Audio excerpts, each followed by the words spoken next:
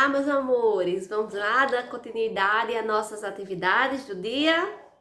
Então, peguem aí, por favor, o livro de geografia, tá certo? E abram ele na página 43, tá certo?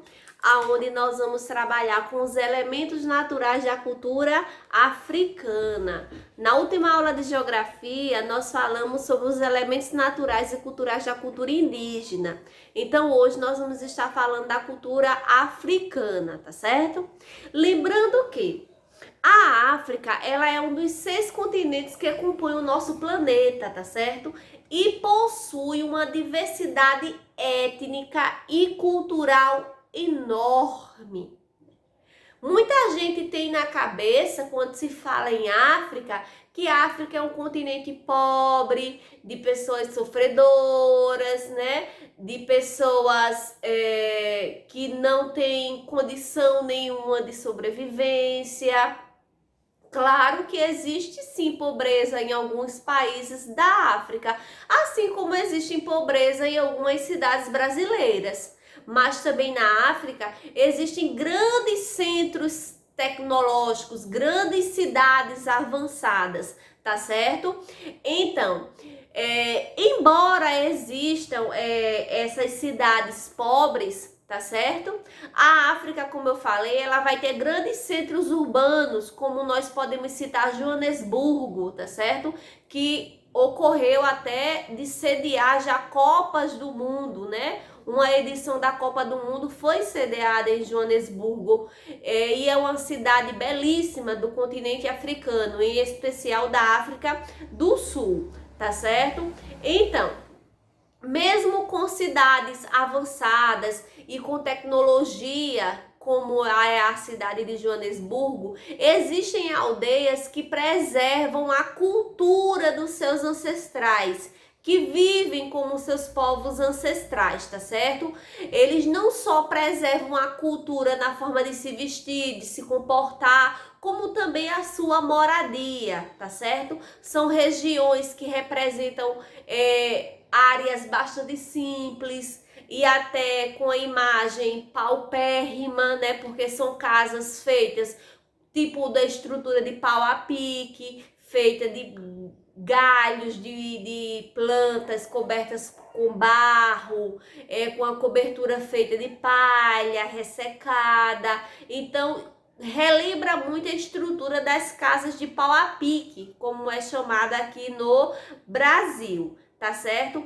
Então, nesta sociedade africana, o trabalho ele é bem dividido, tá certo? O homem ele é responsável por prover os alimentos, ou seja, por providenciar os alimentos, que geralmente é através da caça, tá certo? E também por proteger a aldeia, tá certo? E por realizar esse trabalho, ele é motivo de orgulho para todos daquela aldeia.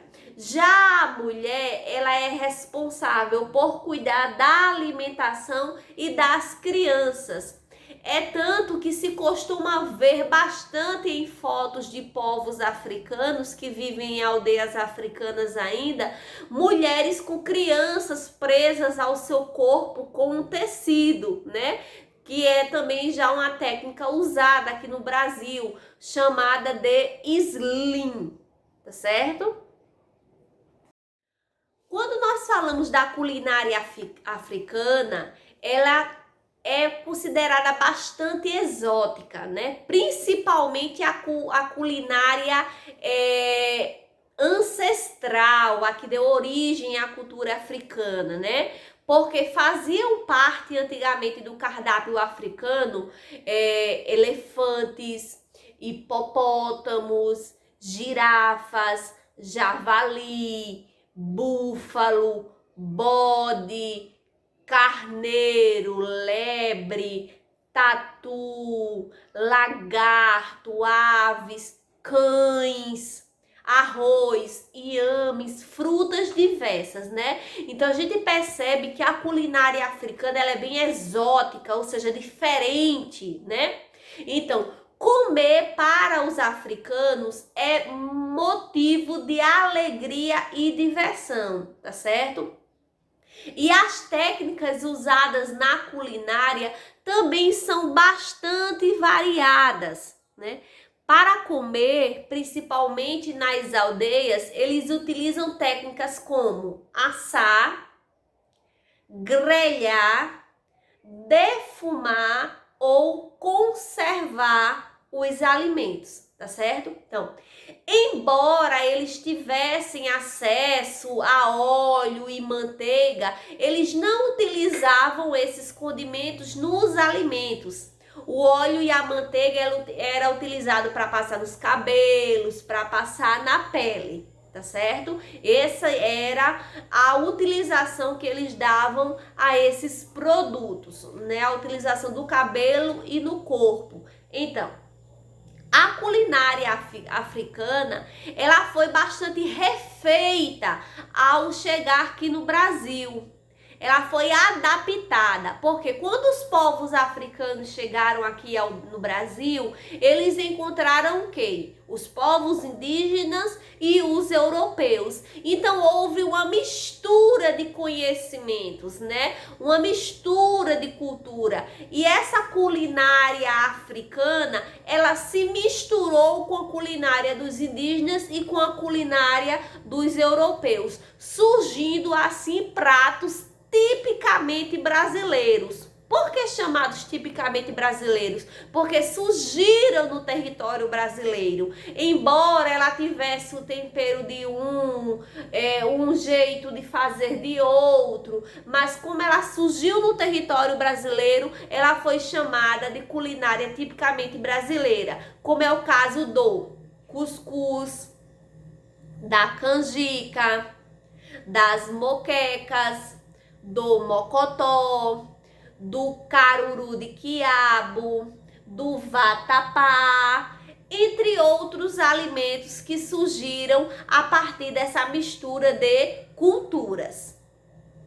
Então, como expressão cultural, tá certo? A música e a dança vai ser algo marcante na vida dos africanos, principalmente nos ritos ligados a crenças, a lamentos e a zoadas, que são as festividades, né? Os africanos, eles utilizam muito a música e a dança para representar fatos marcantes do seu dia a dia, desde algo muito feliz até algo muito triste, tá certo?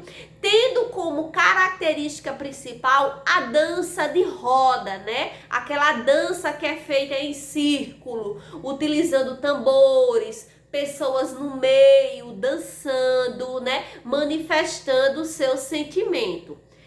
Sobre a religiosidade africana, ela sempre esteve voltada para uma figura chamada de griot, que é responsável por práticas religiosas, tá certo? Então, a vida nas aldeias, ela sempre esteve ligada à natureza. E é por isso que a relação do africano, né, ancestral, o africano que vive ainda nas aldeias, que vive como seus ancestrais, ele tem como algo fundamental na sua vida, que é o respeito pela natureza, porque ele entende que a sua vida está ligada à natureza. Tá certo? Então, após realização da leitura, que se inicia na página 43 e vai até a página 45 sobre a cultura africana, vocês vão desenvolver a atividade que se encontra na página 46 e vai até a página 48, tá certo? Tchau, tchau e até a próxima aula.